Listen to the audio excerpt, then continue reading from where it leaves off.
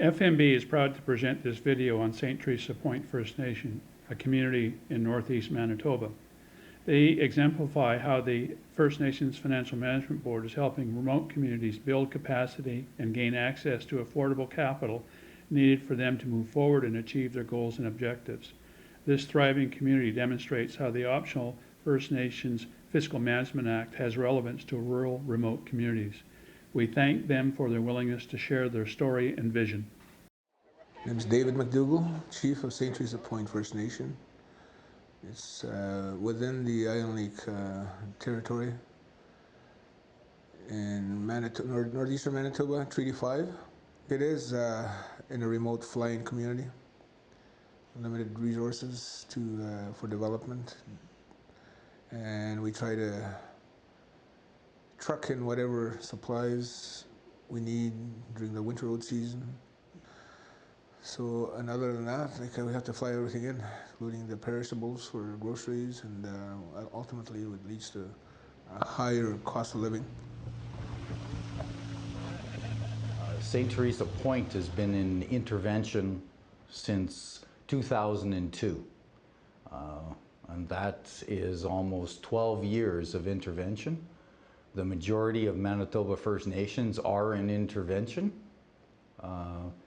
And one of the fundamental issues facing First Nations is how do you actually get First Nations out of intervention?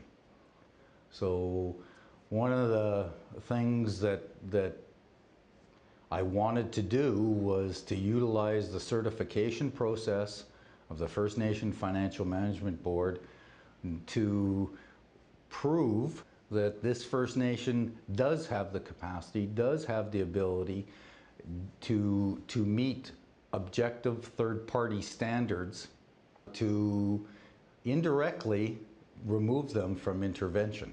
We are at a dawn of a new age of enabling our people to be able to capitalize the same way that other sectors of this Canadian society has from the wealth of our land, and that this whole notion of being able to access capital the same way other levels of government do, that it is very fortunate that we are getting enabled to function in the same way, in the same capacity.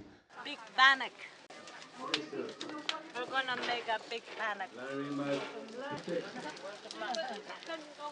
Well, I think like every other community, we aspire to the best for our future generations. We want to ingrain the traditional ways of thinking, the beliefs that are there, and entrenching them into new methods. And even though we might be doing something in a totally modern way, but the principles are there. Cato Wood graduated from Maples Collegiate in Winnipeg, Manitoba. We are very proud of all the graduates. Congratulations. What I like about this whole process is that it can dovetail into traditional principles, like I said, and also we can actively teach it in the school system so that the kids are aware of their responsibilities, because every right that we have, there is a responsibility. And in order to, we can't blame the younger generation if we don't teach those responsibilities, right? And to see what the whole concept of exercising your rights entail. It's not just give me, I deserve this. It's, okay, what can I do as well? What do I do in order to be able to do something as well? When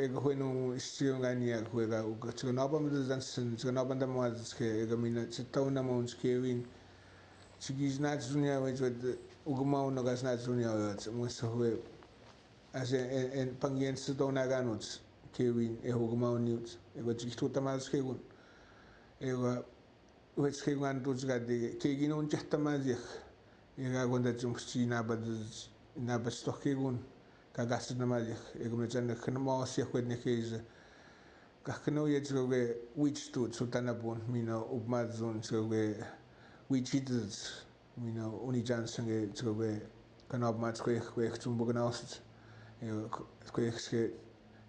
Chigano Matsuni Johnson, Chigano Mouse, Quake Tumbukat. Which doesn't say which stones Kegun Gamanosing with he is the man who got no Ganan Stradic and as a gun Nistic which do Stradic who in a Stigon and Gabum Semakan. Such way is an Akuman who no Gan Yaktanok no.